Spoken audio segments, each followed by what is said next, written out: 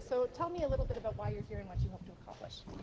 So it's really a continuation of a conversation that I've had with Mr. Lutnick going back to the initial dinner with President Trump at Mar-a-Lago almost 2 months ago. He and I exchanged messages again this past weekend. He indicated that this would be a good week to continue our conversation around border security and the fight against fentanyl. We think we've made a lot of progress on that issue. We have absolutely no daylight between ourselves and the American administration in terms of fighting against fentanyl, dealing with precursor chemicals that come from China, transnational organized crime, border integrity. So we think that's on a good track, but we'll continue to do that important work with the administration. And Mr. Lutnick, as you know, has an April 1st deadline that the President gave him in the initial executive orders in terms of reviewing the trading relationships of the United States. My conversations with him have been around structuring an economic deal that's in the interests of Canada and the United States. So that's the conversation we're hoping to have with him today. Monsieur Leblanc, Monsieur Legault a dit qu'il fallait considérer d'imposer des contre-tarifs sur l'aluminium à l'exportation. Est-ce que c'est une option intéressante selon le Canada? Moi, j'ai eu une bonne discussion avec Monsieur Legault plus tôt aujourd'hui.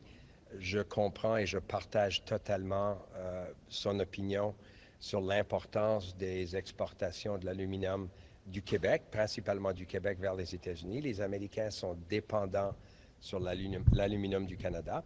Nous, on espère utiliser les semaines devant nous pour éviter les tarifs douaniers américains. C'est sûr, advenant l'imposition de ces tarifs douaniers, il y aura une réponse ferme de la part du Canada.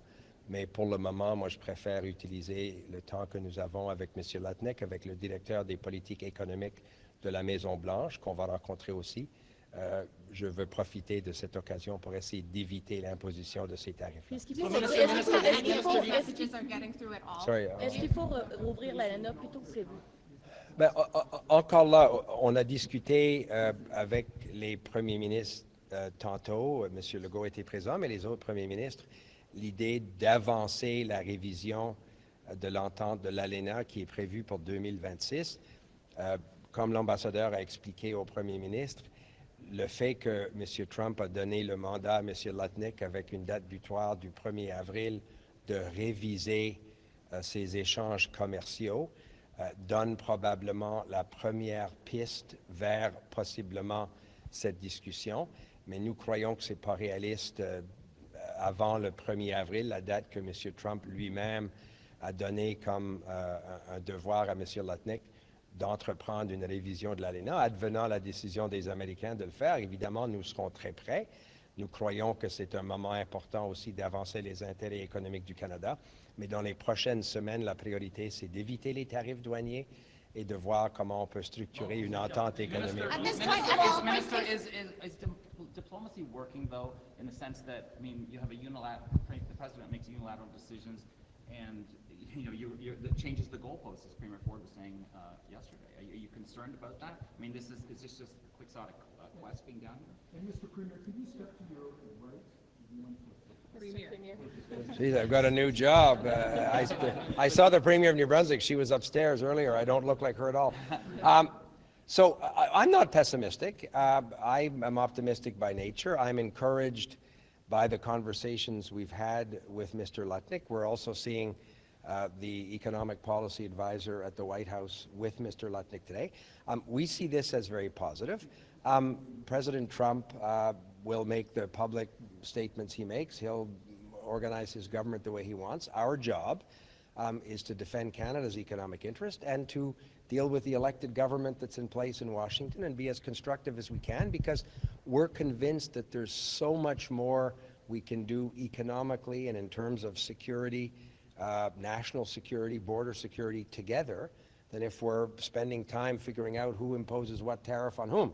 So we believe also that the American business interests will be able to advocate what we think is a solid argument that we're going to continue to make to Mr. Lutnick about the benefits of doing these things together instead of looking to tariff one another. What role do you think that the defense spending has on this? It's just like an auto. Everybody's yelling at the same time. Every What act do you of think that diplomacy Ottawa that the has in this? federal government, every act of diplomacy that the federal government and the premiers put forward is met by an act of aggressive tariffs. So the point is it possible that you can pull the trigger on those retaliatory tariffs early? Because it appears that the White House, the Trump administration, may only understand an act of, I guess, force. No, we're not looking to go ahead of the United States in some kind of tariffs. We don't think tariffs are the way to proceed. So we're certainly not going to do anything before the Americans make their ultimate decision. And what the Americans have said to us privately and what they've said publicly is that we have a number of weeks to work together. And President Trump's words were very precise, to structure an economic deal with Canada. So that's exactly the conversation that we're going to continue today. But our focus is on avoiding the tariffs and strengthening the economic partnership. So that wouldn't be particularly constructive as an approach in the next few weeks. Dans le contexte où l'on sait que M. Trudeau quitte, François Legault a l'impression que le leadership du Canada est affaibli. Vous lui répondez quoi? Moi, ma conversation avec lui et avec M. Legault il y a quelques moments a été très constructive, très chaleureux.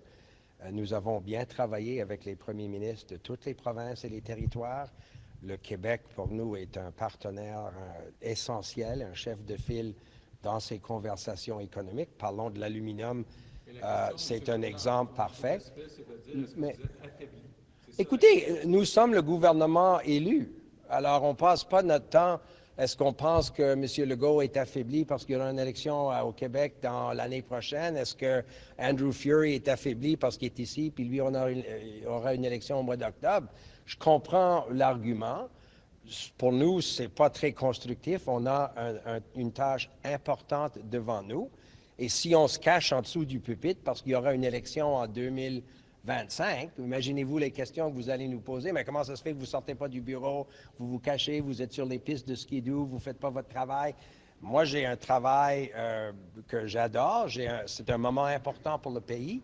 Nous avons une relation extrêmement positive avec M. Legault sur ces enjeux-là. Alors, on va continuer de faire le travail qui s'impose, puis les Canadiens auront une chance d'avoir une élection en Ambassador, what could... How much do you think this is perhaps a personal vendetta against Mr. Trudeau? Like, do you think that President Trump's seeming dislike for Mr. Trudeau is driving any of this punishment of Canada?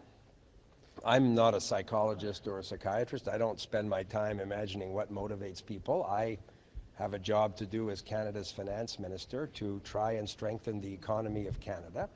Our most important economic relationship is with the United States. It has been a source of prosperity and security for both countries for decades.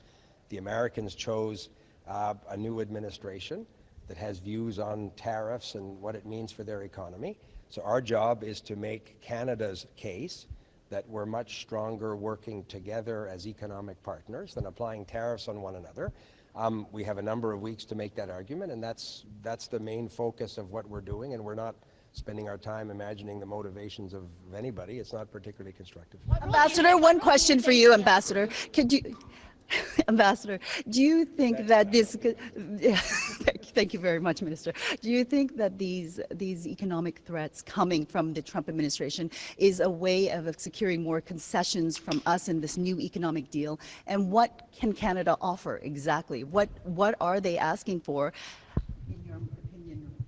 I think that President Trump is using tariffs for a variety of reasons. He's someone who has been a big fan of tariffs as a policy tool in his last administration, in the lead up to this administration, on the campaign trail. He said it would be a tool that he would use with everybody, and he is using it. He's using it, yes, as a negotiating leverage point, but also I think he's very keen on raising revenue for other objectives that he has, and he is often talking about using it for that purposes. So there's a variety of different reasons. I think the job for Canada is to demonstrate, and it's good that the premiers are all here. This is the first time in history that all 13 provincial and territorial leaders have been in Washington at the same time. Our job is to demonstrate in as much granularity as possible across all regions of this country what the relationship with the United States means for Americans. So what benefits they get from it. So in order to sort of to change the benefit calculation of the White House and the President with regards to the imposition of those tariffs. So So can you just clarify who you're meeting with? Mr. Lutnick, and you said an economic advisor as well? So Yeah, we're seeing the Director of Economic Policy at the White House, and Mr. Lutnick, and we're meeting a number of Kevin Hassett, and then we're meeting some representatives and some senators tomorrow. Is that Stephen Mira? Thanks.